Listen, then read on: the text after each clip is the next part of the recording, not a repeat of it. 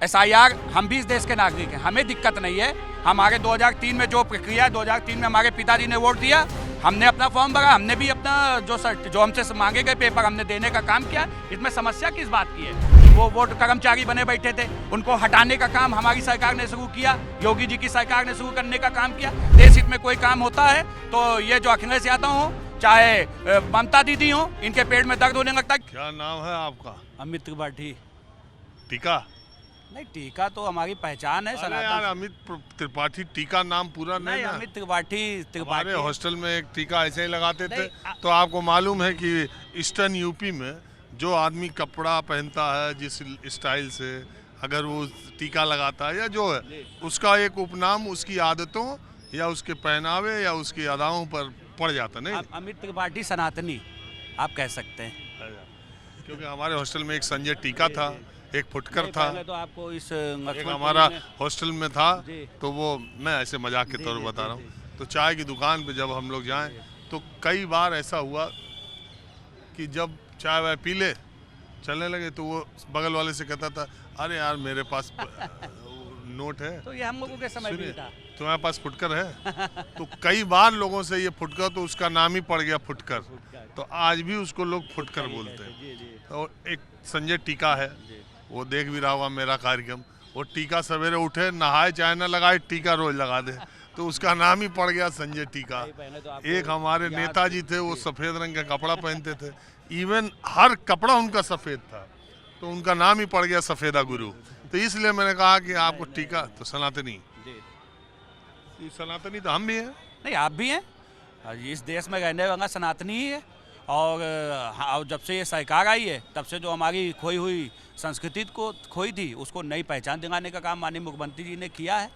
और देखिए, हमारे जिन्होंने अभी एक आपके बगल में बैठे थे जो करीबन 70-75 साल के थे, जिन्होंने कई सरकारों को देखा, उन्होंने अभी कई बयान दिए। उन्होंने कहा मंदिर, एक घर, 4 घर छोड़ के एक मंदिर हुआ करता था, वो भगवान और वो मूर्तियाँ कहाँ गई?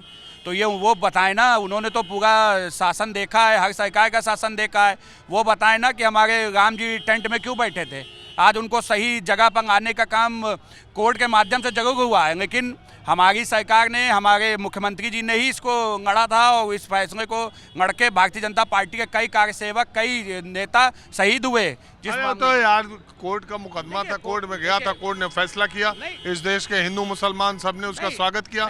ऐसा थोड़ी नहीं है। और वहाँ पर मंदिर बना, गए सब लोग, ठीक है। लेकिन देखिए, जाने न जाने से मतलब मंदिर किसी को जबरदस्ती आप नहीं भेज सकते। मैं बहुत सारे मंदिरों में जाता रहता हूँ, बहुत सारे मंदिरों में गेट से लौट आता हूँ, बहुत जगह पर।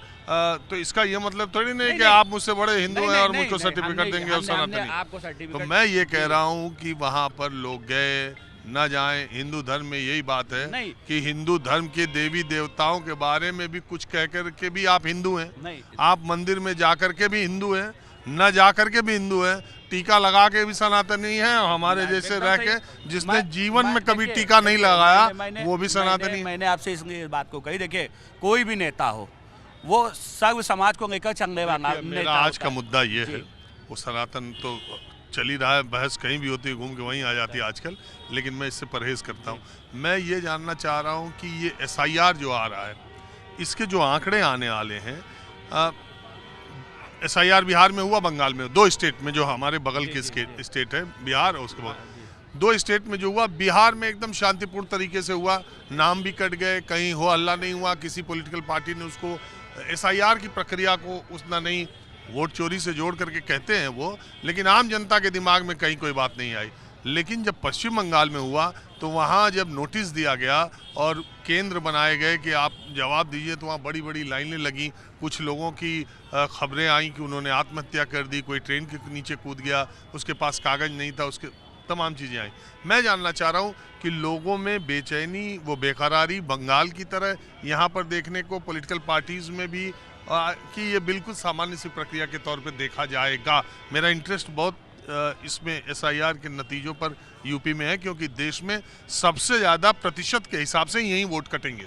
देखिए, जहाँ तक की बात है, आपने कहा कि चिंता की बात है, हम सब मानते हैं कि जो आम जनता है उत्तर प्रदेश की, उसको कोई चिंता नहीं है। लेकिन हाँ, जो पार्टियां हैं जो इस उत्तर प्रदेश में 2027 का सपना संजो गई हैं, उनके पेट में दर्द होना लाजमी सी बात है। क्योंकि जिन लोगों ने उत्तर प्रदेश के अंदर अवैध वोटरों को काबिज करने का काम किया, मैं बता दूं 2012 की मैं बात आपको बता रहा हूं, ये जानकीपुरम एक एरिया, उसके रेलवे क्रॉसिंग के बगल में अवैध वोटर, अवैध गोड़ियाँ मुसलमान बसे थे।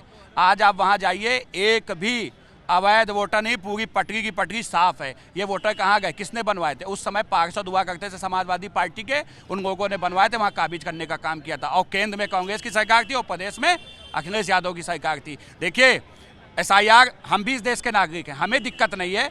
हमारे 2003 में जो प्रक्रिया है, 2003 में हमारे पिताजी ने वोट दिया, हमने अपना फॉर्म भरा, हमने भी अपना जो हमसे मांगे गए पेपर हमने देने का काम किया। इसमें समस्या किस बात की है? लेकिन हाँ, मैं एक चीज़ और कहना, तो SIR जरूरी क्यों है? आप SIR को समझिए, हमारे देश के जो संसाधन हैं, जो देश हित में है, जैसे लोगों को रोजगार से आगे, बगल में नगर निगम है, नगर निगम में जो हमारे कर्मचारी हैं, जो दलित है, जो शोषित है, जो वंचित है, जिनको अधिकार, जो देश की लोकतांत्रिक जो सुविधाएं हैं जो हमारे देश के लोगों को मिलनी चाहिए, वो अवैध घुसपैठिए लेकर अभी तक महंगाई चाट रहे थे, वो अवैध वो कर्मचारी बने बैठे थे, उनको हटाने का काम हमारी सरकार ने शुरू किया, योगी जी की सरकार ने शुरू करने का काम किया। तो हमारे देश के अंदर जो हमारी सुविधाएं हैं वो हमारे गरीब शोषित वंचितों के लिए है, ना कि अवैध वोटरों के लिए, अवैध लोगों के लिए। कितने साल से मोदी योगी की सरकार है? देखिए, मोदी जी की सरकार को 11 साल हो गए और योगी जी की 9 साल हुए। और रही बात, तो जिन वोटरों के बदौलत विपक्ष को आप कह रहे थे वो वोट बनवाए थे और उन वोटरों से सरकार उनकी बन जाती थी और संसाधन पर कब्जा करते थे, तो उन्हीं वोटरों के द्वारा चुनी गई ये दोनों जगह डबल इंजन की सरकार है, ये ना माना जाए? देखिए, उन लोगों ने वोट नहीं दिया। अगर वो जीते, अगर अखिलेश जीते, कांग्रेस जीती, तो घुसपैठियों के वोट से जीते, तो योगी जी और मोदी जी की जीत को घुसपैठियों या उन्हीं वोटरों के वोट की जीत ना माना जाए? देखिए, मोदी जी ने ऐसा किया ना, चुनाव आयोग ने किया ना, और मोदी जी की सरकार है, तो इनके पे अगर मोदी जी को घुसपैठियों ने वोट दिया तो मोदी जी कभी भी, और चुनाव आयोग कभी भी इस चीज को आगे ना करता। लेकिन जहां तक बात है कि आज आप ये कह रहे हैं कि घुसपैठियों के वोट से ये लोग जीतते, सरकार बनाते, तो इसका मतलब जो भी जीत रहा है वो भी घुसपैठियों का वोट पा रहा है, नहीं पा रहा? देखिए, ये जीते तो घुसपैठियों के वोट से और वो जीते तो राष्ट्रवादियों के वोट से। घुसपैठिया बांग्लादेशी यहाँ पे बसा हुआ है, क्योंकि हमारे कितने साल में योगी जी ने अपने सरकार में, 10 साल में, आप मुझे वो संख्या बता सकते हैं कि बांग्लादेशियों को चिन्हित किया? अभी नगर निगम में डिटेंशन सेंटर बनाने की बात की, 3 जगह यहाँ बस्तियाँ लखनऊ में चेकिंग हुई, उसके बाद शांति है, आप भी देख रहे होंगे। सुनिए, हाँ। पहली ही जगह जो देखी गई वो लखनऊ, उत्तर प्रदेश के DGP के घर के पास। तो वो DGP जो 10 साल से DGP अलग अलग लोग रहे और उन्हीं के घर के पास अवैध लोग अगर बैठे हुए थे और पुलिस का मुखिया वो चीज़ नहीं देख रहा था, ये तब जब बिहार के बंगाल के चुनाव की घोषणा हुई तब वहाँ पर घुसपैठिए खोजे जाने लगे। दूसरी जो जगह है जहाँ पर मंत्री आवास है उसके सामने की जगह है, बगल में पुलिस चौकी है, वहाँ पर सर्च हुआ, पुलिस चौकी बगल में और मंत्रियों का आवास सामने। उस जगह पर अगर ऐसे अवैध लोग वहाँ पर वैसे तो वो LDA की खाली जमीन दोनों जगह थी, गरीबों को वहाँ से उजाड़ के फेंकना था, तो नाम ये लिया गया कि अवैध का जांच हो रही है, उनकी झोगी झोपड़ियाँ तोड़ दी गई, LDA की जमीन खाली करा ली गई। बहरहाल तथ्य यही है जो मैं आपको बता रहा हूँ, और डिटेंशन सेंटर खुलेंगे। हमें भी इंतजार है कि हम भी जाने कि कितने बांग्लादेशी और घुसपैठिए उत्तर प्रदेश में हैं। वो संख्या योगी सरकार साल भर बाद, 6 महीने बाद, चुनाव के पहले कभी भी जारी करे और पता चले कि वो घुसपैठिए कहाँ थे और क्या कर रहे थे। बहरहाल मेरा ये कहना है कि योगी जी ने भी तो कह दिया था जब पंचायत चुनाव और स्थानीय निकाय की मतदाता सूची आई और इस वाली मतदाता सूची में कुछ 4 करोड़ वोटों का अंतर, कुछ तो योगी जी का भी तो एक बयान आ गया था।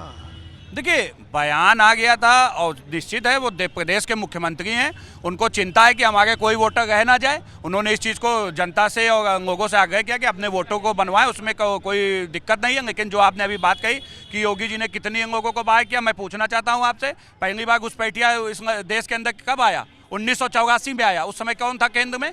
कांग्रेस की सरकार थी। और लगातार घुसपैठियों को बढ़ाना, एक दिन में घुसपैठिया उत्तर प्रदेश या देश में नहीं आए हैं। 1984 से जब कांग्रेस की सरकार थी तब से लगातार एक धीरे धीरे करते हुए एक बढ़ गया पूरा हिसाब, और वो एक दिन में बाहर नहीं जाएंगे, उनके समय लगता है, उसके लिए काम किया जा रहा है।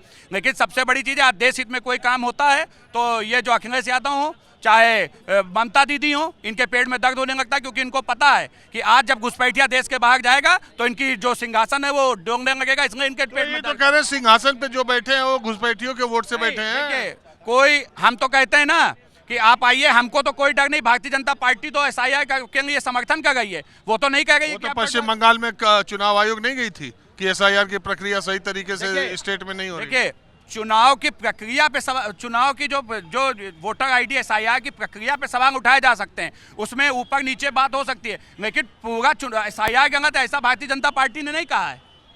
ये चीज़ समझनी पड़ेगी, और ये देश हित में फैसला है, हमारे जो दलित शोषित वंचित हैं उनके अधिकारों के लिए फैसला हो गया। अच्छा फैसला, इसका स्वागत करना चाहिए।